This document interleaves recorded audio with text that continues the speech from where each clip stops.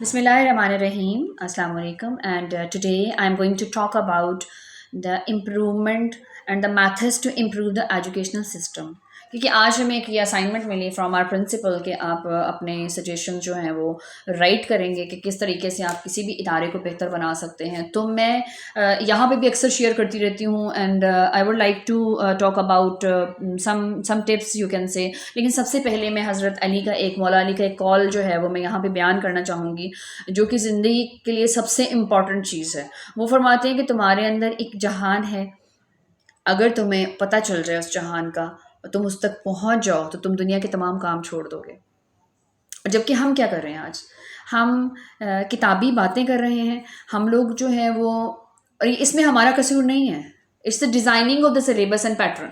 हमें उसके मुताबिक काम करना है। हम लोग वो चीज़ कर रहे हैं, हम कंटेंट को फॉलो कर रहे हैं, हम उसके एसेंस को कभी भी फॉलो नहीं कर रहे। We are not just thinking about कि अगर कोई एक चीज़ जो है जस्ट लाइक इस्लामियत की बुक है, या फिर आप कोई ऐसा टॉपिक ले लें कि जिसके ऊपर आपने रिसर्च वर्क करना है, तो उसमें आपने अपनी सोल को कैसे इन्वॉल्व करना है।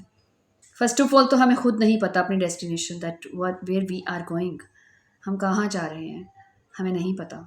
हम अच्छा बुरा सब सब कुछ बना रहे हैं, और हम देख रहे हैं सोसाइटी में, आप देख सकते हैं कि ईवल हर जगह पे फैल रहा है, बहुत ज़्यादा हो रहा है। और अगर गुड वर्ड्स हैं तो वो कहीं खोकर रह गए हैं। ऐसा क्यों है? क्योंकि हम वो चीज़ें कन्वे ही नहीं कर पा रहे जो रियलिटी हैं। हम उस दुनिया के पीछे जा ही नहीं रहे जिसका मौला अली ने जिक्र किया बार बार। हम लोग सिर्फ लफ्ज़ों की हद तक वो चीज़ कर रहे हैं, बट हमारे जो एक्शंस हैं वो कुछ और हैं। तो सबसे पहले चीज़ की ज़रूरत क्या है? The first thing is you need to do some actions.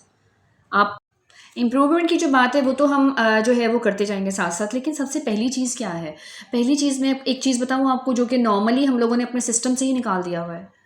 अल्लाह ताला के वो बंदे जिन्होंने इस कायनात को जो है वो अपने अमल से सुधारा था, और जिनको अल्लाह ताला ने ख़ास तौर पे जो था वो रिवाइवल के लिए भेजा दोबारा से दुनिया में, हमें उनका नाम तक नहीं पता।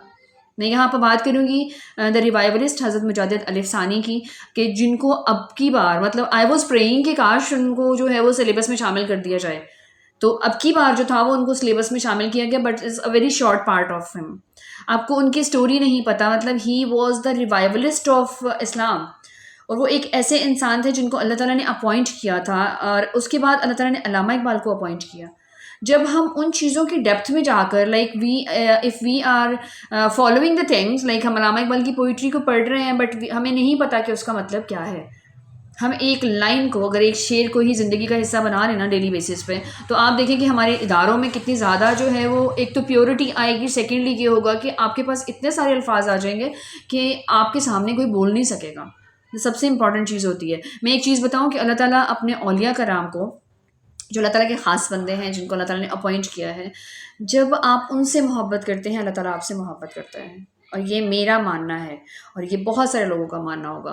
और जो लोग इस चीज़ को मानते हैं, एक्सेप्ट करते हैं, उनको एक जो अंदर का एक रूहानी सुकून मिलता है ना, वो सब कुछ कराता है। वो सिर्फ सुकून नहीं होता है, वो नॉलेज होता है।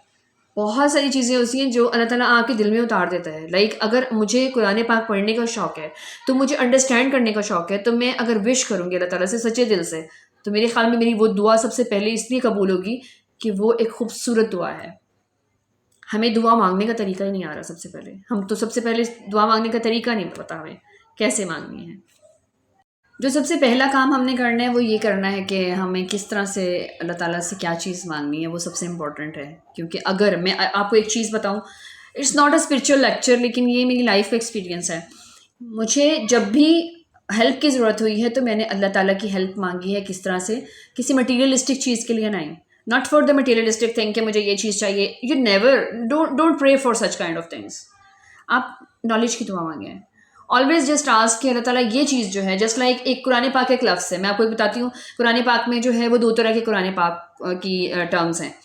एक वो कुरान पाक है जो हजूर पाक के सीना मुबारक पर नाजिल हुआ, और उसके बाद जो था वो ट्रांसफ़र होता रहा, मौला अली के पास गया, फिर औलिया कराम के, और इस तरह से। और अल्लाह ने अपने ख़ास बंदों के लिए उसको दिया हुआ है। कि जैसे हज़रत सुल्तान बाहू के बारे में बात है कि जब उनको सिर्फ वो कहते हैं कि मुझे सिर्फ अलिफ से अल्लाह पढ़ना आता था, इसके अलावा मुझे कुछ भी नहीं आता था। اور ایک بار کیا ہوا کہ وہ الف سے لب پڑھ رہے تھے اینڈ ہی وہ سٹنگ ان ا کنڈیشن، ایک جگہ پہ بیٹھے ہوئے تھے، اور ایک دم سے کیا ہوا کہ ان کو لگا کہ وہ کسی دربار میں پہنچ گئے ہیں، اور وہ حضور پاک صلی اللہ علیہ وآلہ وسلم کا دربار تھا.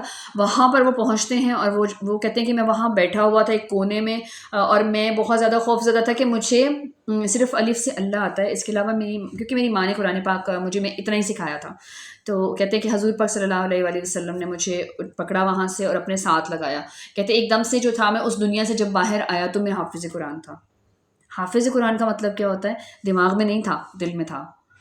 وہ جو چیزیں ہیں نا، پھر اس کے بعد آپ کے پاس، آپ کو کوئی کیمسٹری پڑھنے کی ضرورت نہیں ہے، آپ کو کسی سبجیکٹ کو بہت زیادہ سیریس لینے کی ضرورت نہیں ہے.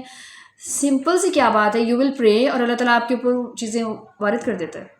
آپ کو ایک لفظ کا مطلب نہیں پتا قرآن پاک کا، اور آپ کوشش کرتے ہیں کہ آپ رات کو سوچتے ہیں کہ یہ جو ورڈ ہے اس کے بارے میں مجھے جاننا ہے، دل سے دعا کرتے ہیں. تو ٹرسٹ می، میرا یہ بلیو ہے کہ آپ کو رات کو وہ مطلب پتہ ہوگا. تو ٹرسٹ می، جو آپ پرے کرو گے، آپ کو وہ چیز جو ہے صبح جب آپ اٹھیں گے نا، تو آپ کو اس لفظ کا مطلب پتہ ہوگا، اور لازمی پتہ ہوگا. جیسے قرآن مجید میں جو ٹرمز ہیں، میں نے آپ کو ابھی بتایا کہ دو طرح سے جو چیزیں ہیں قرآن پاک کو ہم ڈیفائن کرتے ہیں. ایک ہم قرآن مکنون کو، جو کہ حضور پاک صلی اللہ علیہ وسلم کے سینے میں ہے، اور اس کے بعد جو ہے وہ ٹرانسفر ہوتا گیا، اور اسی قرآن پاک کے بارے میں اللہ تعالیٰ نے فرمایا ہے کہ اس کی حفاظت کا ذمہ میں نے لیا ہے، اور اس میں کوئی بھی رد و بدل نہیں ہو سکتا، because that is in the form of light. اور اس لائٹ کے ساتھ کیا ہوتا ہے کہ آپ کا پورا انر روشن ہو جاتا ہے، اور آپ کی جو یہ عقل ہے وہ کہیں دور چلی جاتی ہے، جہاں سے آپ کو خود بخود چیزیں جو ہیں وہ کیپچر کرنا شروع کر دیتی ہے، آپ کا برین کیپچر کرتا ہے، اور آپ وہ ورڈز بولنا شروع کر دیتے ہیں. سو یہ سب سے امپورٹنٹ چیز ہے جو ہمارے انسٹیٹیوشنز میں نہیں ہے. ہم لوگ ویسا کر ہی نہیں پا رہے. ایون آپ اسلامیت کو دیکھ لیں کہ ہم اسلامیت کو سمپل سا ایک ٹرانسلیشن کے طور پہ پڑھ رہے ہیں، لیکن ہم اس کو بتا نہیں پا رہے کہ کیا چیز ہے. سب سے پہلے تو اس پہ محنت کرنی ہے. مجھے لگتا ہے کہ سب سے مشکل سبجیکٹ جو ہے وہ اسلامیات ہے پڑھانا، اور اس کو اتنا زیادہ مطلب کیئرفل طریقے سے پڑھانے کی ضرورت ہے کہ جس کے بارے میں ہم سوچ بھی نہیں سکتے کہ ہم اپنے منہ سے کوئی بھی ایسا ورڈ نکال رہے ہیں اس کو ہم جسٹیفائی کریں گے. ہمیں صرف وہاں جسٹیفائی نہیں کرنا، ہمیں بہت ساری جگہوں پہ جسٹیفائی کرنا ہے کہ کیا جو وہ نالج تھا وہ ایسا تھا، کیا جو بات آپ نے اس کی ایکسپلینیشن میں دی ہے کیا وہ ایسی ہی تھی. یہ سب سے زیادہ ضروری ہے. ہماری اداروں میں سول ختم ہو چکی ہے جسٹ بیکاز کہ ہم نے ان کو انڈرسٹینڈ کرنا چھوڑ دیا ہوا ہے. ہم قرآن پاک کو اس طریقے سے لے ہی نہیں رہے. ہمیں اگر الف لام میم کا مطلب نہیں پتا تو ہم آگے کیا کر سکتے ہیں؟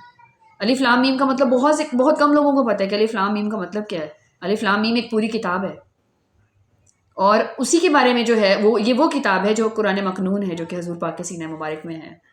الف لام میم اور اس طرح کے تمام، آپ کو پتہ ہے کہ بہت سارے ایسی سیکرٹس جن کے بارے میں کہا جاتا ہے کہ یہ صرف اللہ اور اس کے نبی کے درمیان میں وہ باتیں ہیں، وہ پوری کتابوں کا فلسفہ ہے.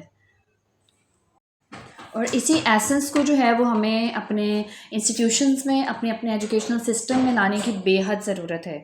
میں آپ کو ایک چیز بتاؤں کہ آپ کا جب اسپرچل کنیکشن ہو جاتا ہے نا، اس کے بعد آپ کو تمام چیزیں جو ہیں وہ خوبصورت لگتی ہیں.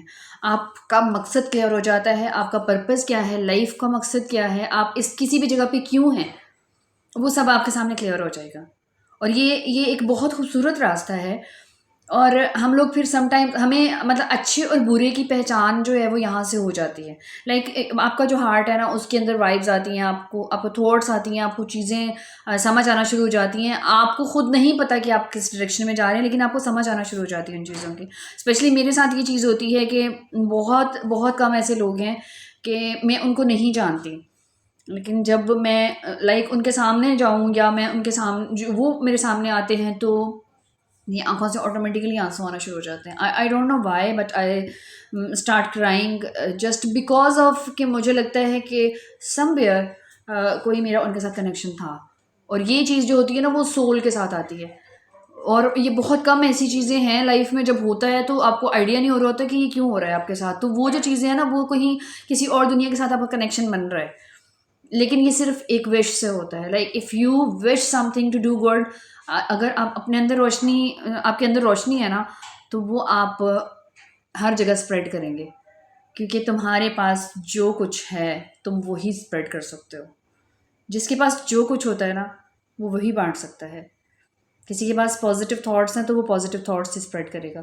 کسی کے پاس اچھی جو ہے نا وہ وشز ہیں تو وہ وہی کرے گا.